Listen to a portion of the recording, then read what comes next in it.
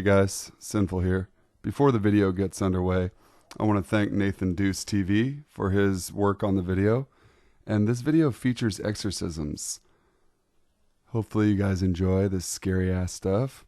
So make sure to like, comment, share, and subscribe once the video is over, and make sure you journey over to Nathan's page and subscribe and start enjoying his work too.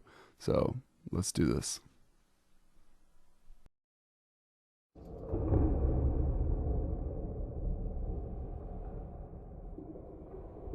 Anneliese Michel is a controversial case.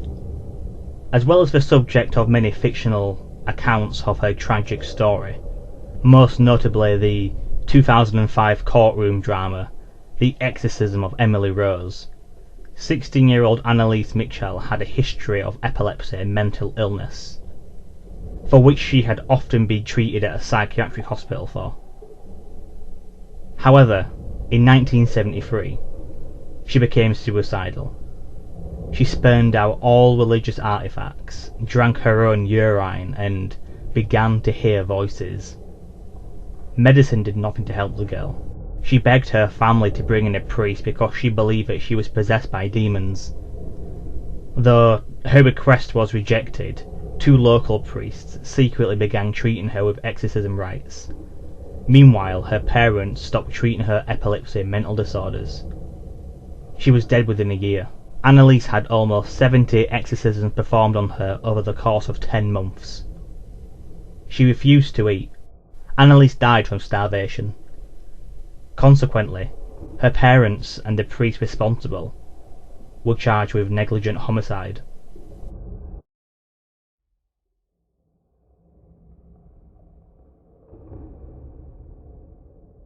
Roland Doe, also known as Robbie Mannheim. Known as the real story behind the novel and Hollywood movie The Exorcist. This is the tale of the 14-year-old Roland Doe, and it's one of the most notorious stories of demonic possession in history. In fact, Roland Doe is not his real name. It is a pseudonym assigned to him by the Catholic Church in order to preserve the boy's privacy. In the late 1940s, Doe's aunt encouraged him to use a Ouija board, and many speculate that after her death, the boy attempted to contact his aunt with the Ouija board, an act which opened the door for the demons who wished to possess him. The possession started with strange sounds, like dripping water that no one could place.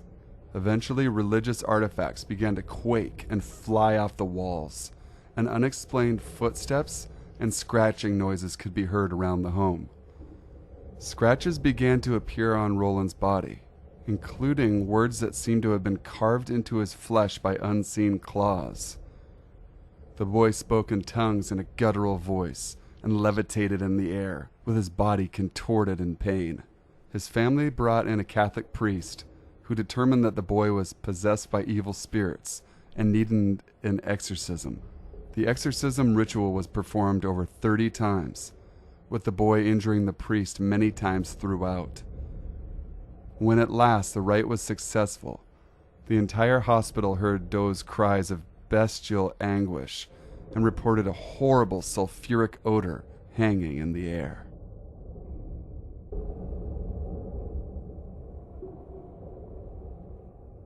In 1906, Clara was a Christian student at St. Michael's Mission in South Africa. For some reason, Clara prayed and made a pact with Satan when she was 16 years old. And just days later, Clara was taken over by strange impulses.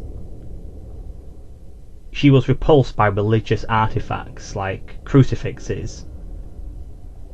She could speak and understand several languages, of which she had no previous knowledge of, and she became clairvoyant regarding the thoughts and histories of people around her.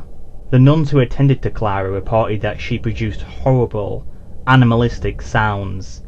She also levitated up 5 feet in the air. Eventually, 2 priests were brought into her room to perform an exorcism. Clara tried to strangle one of the priests with his stole, and over 170 people witnessed her levitating as priests read the scripture. Over the course of the 2 days, the rites of exorcism successfully drove the dark spirits from her body.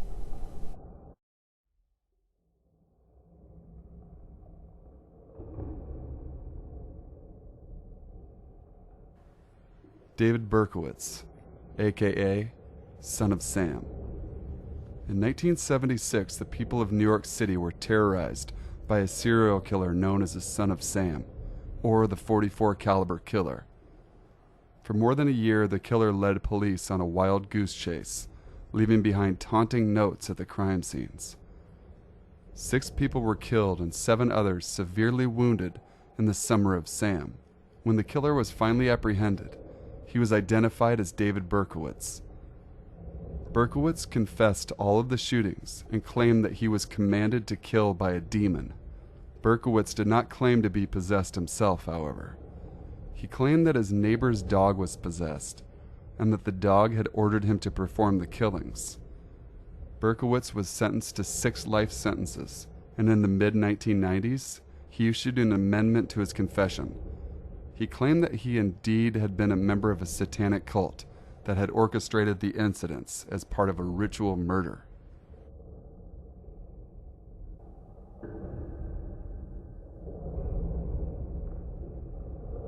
In 2008, Dr. Gallagher, a board-certified psychiatrist and associate professor at New York Medical College, documented the case of a patient nicknamed Julia. It's rare that a scientist and psychiatrist would acknowledge the possibility of possession.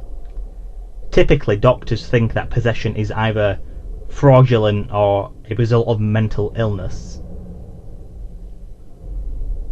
Dr. Gallagher personally observed items flying around the room, Julia levitating off the bed, speaking in tongues, and knowing things about people around her that she could not possibly have known. Here is an excerpt from Gallagher's statement. Periodically, in our presence, Julia would go into this trance state of recurring nature. Mentally troubled individuals often disassociate, but Julia's trances were accompanied by an unusual phenomenon. Out of her mouth would come various threats, taunts, scatological language, phrases like, "Leave her alone, you idiot," "She's ours," "Leave, you imbecile priest," or just "Leave." The tone of his voice differed from Julia's own. It was varied, sometimes sounding vaguely masculine, at other points high-pitched. Most of her comments during these trances or subsequent exorcisms displayed a marked contempt for anything religious or sacred.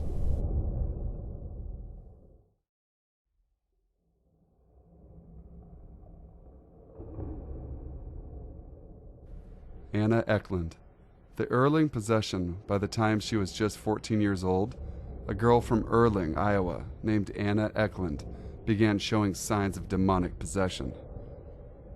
The girl had been raised a devout Catholic. However, her father and aunt, who practiced witchcraft, allegedly cursed the girl routinely and used herbs to taint her food. Soon she could not tolerate religious artifacts, became sexually depraved, and could not enter a church. In 1912, the girl underwent a successful exorcism, but after being cured of her possession, her father and aunt prayed to Satan for her to suffer even more. Within a year, the girl had become possessed by multiple entities, many of whom are said to be in the same spirits who possessed Anneliese Michel. In 1928, Eckland again sought help from the church. She was placed in a convent where her exorcism would take place, and the girl's behavior worsened while in the care of the nuns. When the nuns would bless her food before entering her room, Eckland could sense the blessing. She would hiss at the nuns and throw the food on the floor. She would tolerate food that had not been blessed. Witnesses testified to seeing the girl speak and understand foreign languages she'd never heard before. They also claimed that she defied gravity by levitating and clinging to the wall. The girl was clairvoyant and often vomited and spit at the priests. Her eyes bulged and her body was so bloated and heavy that she nearly broke the iron bed on which she lay. After 23 days and 3 complete exorcism rituals, the clergyman finally declared her free from the demons who possessed her.